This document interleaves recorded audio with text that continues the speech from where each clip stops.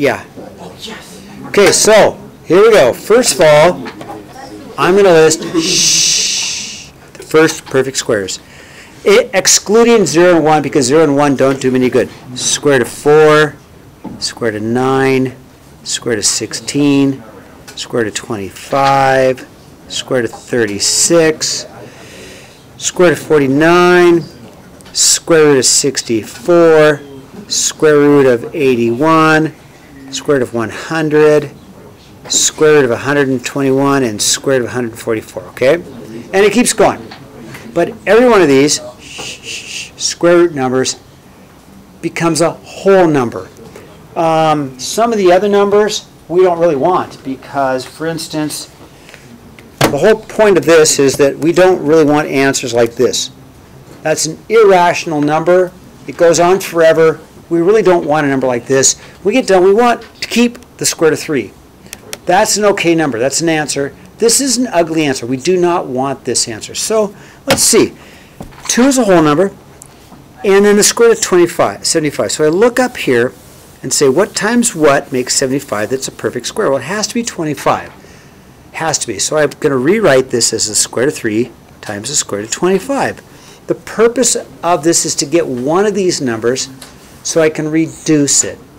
So I know the square root of 25, that's going to be plain old 5. That's a whole number.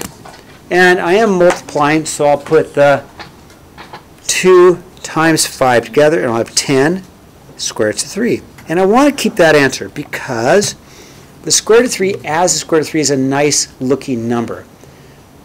This decimal is a bad answer. It's irrational, it never ends, keeps going forever. Okay, thumbs up?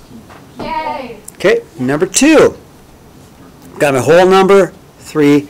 32, I could break it up into 4 and 8. I could 4 and 8, but I'm going to go bigger. I'm going to go bigger, and I'm going to go the square root of 16 times square root of 2, right? I'm going to go bigger. It just reduces it more quickly.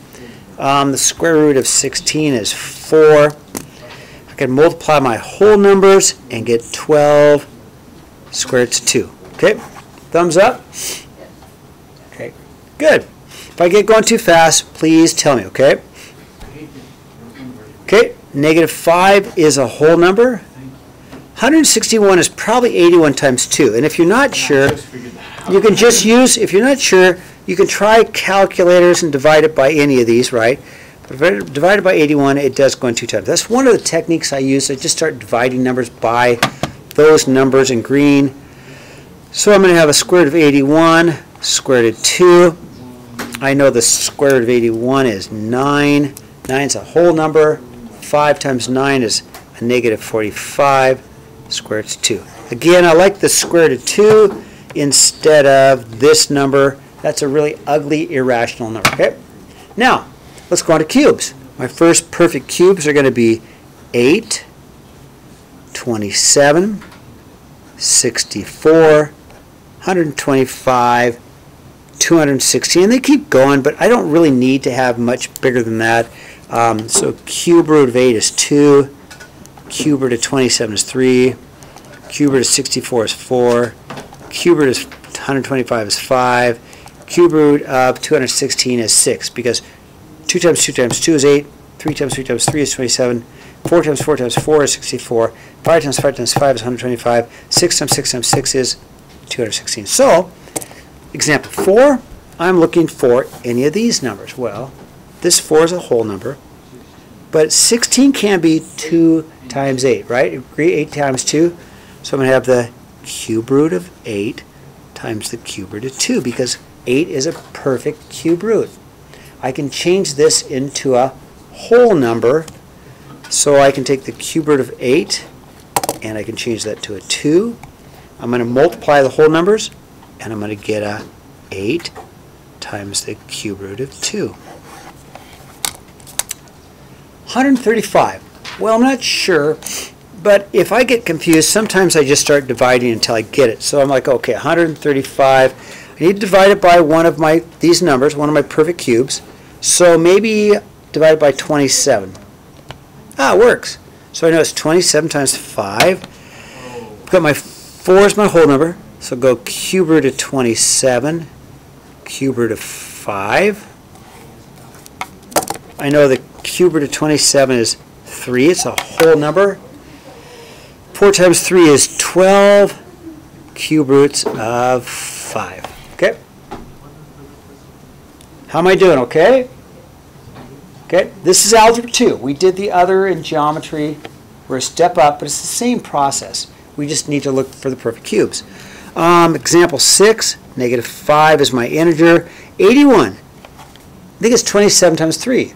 If I'm not sure, you can always try it. 81 divided by 27. Yeah, 27 times 3. So I'm going to rewrite this as the cube root of 27, cube root of 3. Okay, now cube root of 27 is 3. That's a whole number. If I multiply the two integers, I get a negative 15 times the cube root of 3. And I want to leave it as the cube root of 3 because I don't really want this number. That's an ugly decimal number. I'd rather have the cube root of 3, okay? Now, first 6 perfect fourths. We don't really need 6 of them. We need 1, 2, 3, 4, 5. I got 5 of them. So I've got 16, 81, 256, and 625 is probably all we really need. We don't need to go any further because the fourth root of 16 is 2. The fourth root of 81 is 3. Fourth root of 256 is 4. And the fourth root of 625 is 5. 2 times 2 times 2.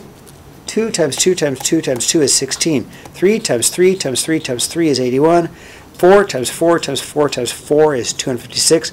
5 times 5 times 5 times 5 is 625. Okay, so we need to find multiples that have one of these perfect fourths as a multiple. So 48, how about 16 and 3, right? Probably 16 and 3, so I'm going to go 7 is my whole number. And I'm going to go then the fourth root of 16 times the fourth root of 3. I know the fourth root of 16 is 4, right? 2, my bad, 2. And 7 times 2 is 14 times the fourth root of 3. That's my answer. Am I doing okay? Yeah, I think so. Okay, I'm not going too fast? Okay. 5. 5 is a whole number. Now, I'm not sure about 405, so I use my calculator. I really do. So 405, let's try by, what do you think? 405 divided by 81? Okay, heard 81. Let's try it. Whoops, I got to divide. 81. Oh, who said 81? Good choice. So I'm going to make this the fourth root of 81, the fourth root of 5. Okay. Okay, fourth root of 81 is going to be a 3. So this is times 3 times the fourth root of 5. I'll multiply my whole numbers. And I've got then the fourth root of 5. Okay. Last one. Okay. This wasn't so bad. Aren't you guys glad we're taking notes? Okay. Last one.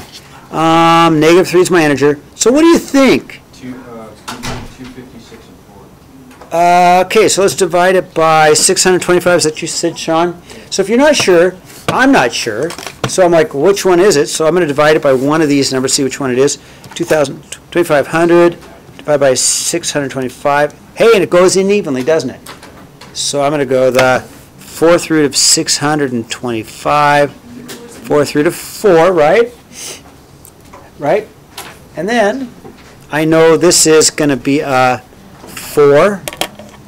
Multiply my integers, negative 12, fourth root of 4. 5. Oh, thank you, Lexi. Glad somebody's paying attention in here. Lexi, you get the candy. Yay!